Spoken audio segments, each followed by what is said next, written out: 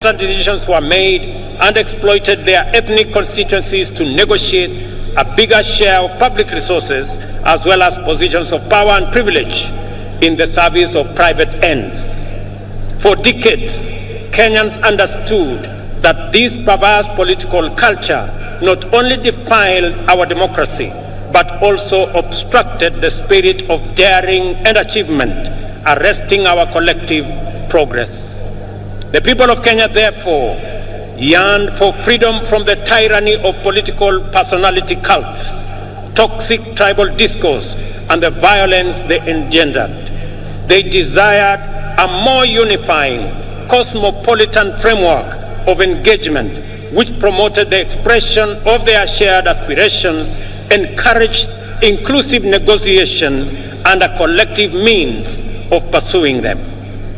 In the last general election, the people of Kenya finally broke free. The campaign was conducted purely on the basis of important national issues, foremost of which were economic issues. Not only did Kenyans reject the all-divisive politics of tribe and tribal chiefs, but they also demanded and interrogated well-considered party manifestos with detailed plans for economic transformation. As a result, although the election was closely contested, it was the most peaceful in the multi-party era in Kenya.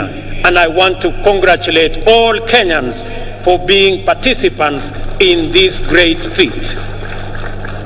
Our public discourse and political discussion and the agenda of social debate has changed for good.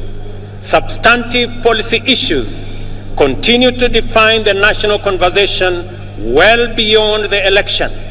At the moment, there is a robust debate on the finance bill taking place everywhere in this country, in churches, social places, formal and informal workplaces, all media platforms, and busy markets, as well as in urban and rural gatherings. We are truly a trailblazing nation. Many countries struggle in vain to generate a national debate on public financing, taxation, or other policy issues. In Kenya, we have easily sustained intense discourse on the finance bill and the affordable housing policy for weeks now. The debate has remained issue-oriented, and there is no hint of divisive ethnic rhetoric at all.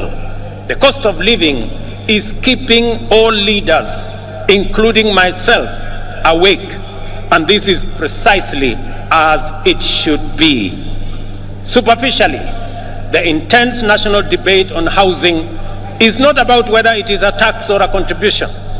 The attention sharply focused on the housing contributions is an implicit expression of ownership. People desire better information and stronger assurance regarding the custody, security, investment, and return on their money. That is phenomenal. People are interested. How will their money be? Will it be safe? Will it be stolen? How is it going to benefit them? And how are they going to get a fair return for their contribution? I want to assure the people of Kenya that those questions will be answered. More encouragingly, the discourse on public finances and housing fund has opened our eyes to our emergence as a stakeholder republic. Kenyans today, more than ever, are fully involved citizens in shaping public policies and making institutions accountable in the manner in which they run national affairs.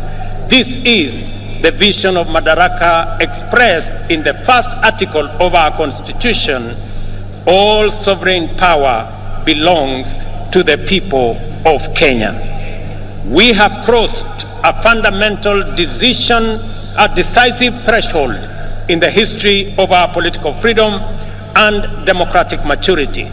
Today, Kenyans of this generation honor patriots who went before us in this celebration of a noble and historic achievement. Kenya also set a new high in election management by deploying a secure, freely accessible public portal